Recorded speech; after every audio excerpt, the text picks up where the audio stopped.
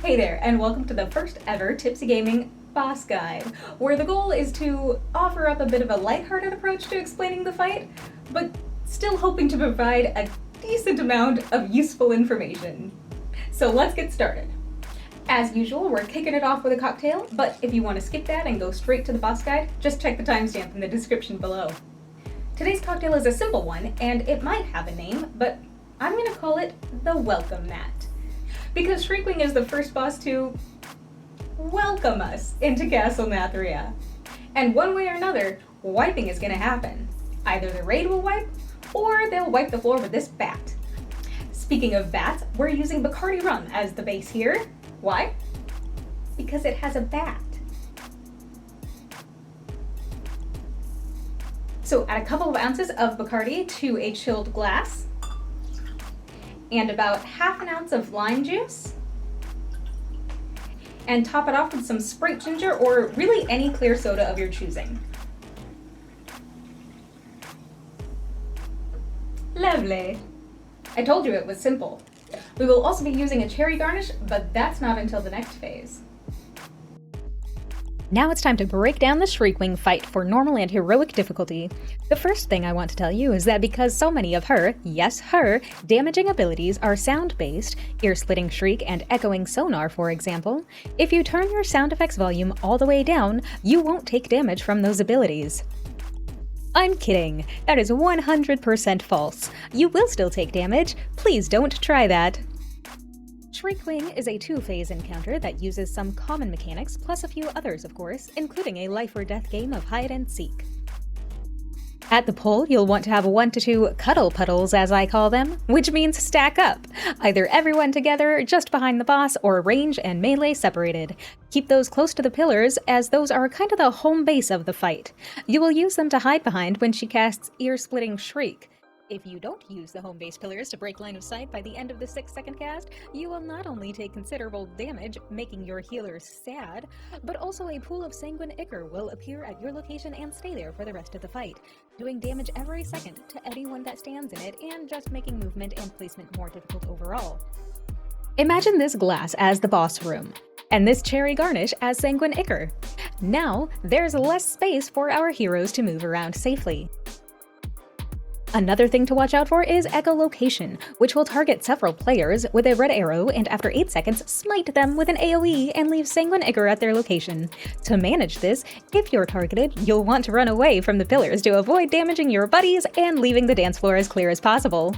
The back of the room is preferred, but the sides will work too. Tanks should taunt off each other every time she casts Exsanguinating Bite, which deals heavy damage and applies 10 stacks of a debuff that reduces healing received, increases damage taken, and tosses in a dot just for good measure. The stacks will drop off every 1.5 seconds, so by 7 seconds, you'll be back to normal. Healers should keep this in mind because at the start of the debuff, the tank affected will have 100% reduced healing received. If you're in the stabby zone, otherwise known as melee, you'll want to keep an eye out for blind swipe. Get it? Anyway, this attack will target a random player, turn to them, and cast a 2.5 second cleave. Move out of the way. Quickly. When her resource bar reaches 100%, Shriekwing will enter Phase 2. She begins by teleporting herself to the center of the room, smack dab in the middle of the home base pillars, before moving about as blind as a bat. During Phase 2, she will not take damage, which means your singular focus is on avoiding the mechanics. What mechanics, I hear you ask? Well, let me tell you. First, she will continue to cast Ear-Splitting Shriek. Recap, that's the line of sight / hide and seek attack. Use the home base pillars to avoid taking damage and causing bad stuff to pool. She will also cast Echoing Sonar, which are the smaller white discs that sort of air hockey their way around the room. While sometimes difficult to do so, this is a 100% avoidable attack. If you do not avoid it, you will take damage, be stunned for 4 seconds, and then 3 seconds after the stun, you and anyone near you will take AoE damage, plus you'll drop a sanguine ichor, and as we've already established, that's bad. So if you are hit, spread out, ideally getting the pool of bad to the edge of the room, but better yet, don't get hit. Problem solved. I recommend a top-down camera angle for this section to better see the echoing sonar. Lastly, during Phase 2, our malicious mammalian mistress has Murder Prey active. This is a red circle around her that will instantly kill players within 12 yards. I'm sorry, did I mention this was instant? Oh yeah, and it goes through the home base pillars. Can't line of sight your way out of that! Once her resource bar is depleted, you return to Phase 1 to rinse and repeat until either she's dead or you are. Congratulations either way! Also, some bonus excitement in the heroic version is that during Phase 1, she will cast Echoing Screech, which will target a random player and cast those air hockey discs in their direction. They still stun, still do AoE damage, still drop the pool of bad, but most importantly, are still avoidable.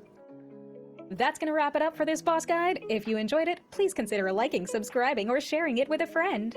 Until next time, this has been Tipsy Gaming. I'm Tipsy. Please remember to drink and game responsibly.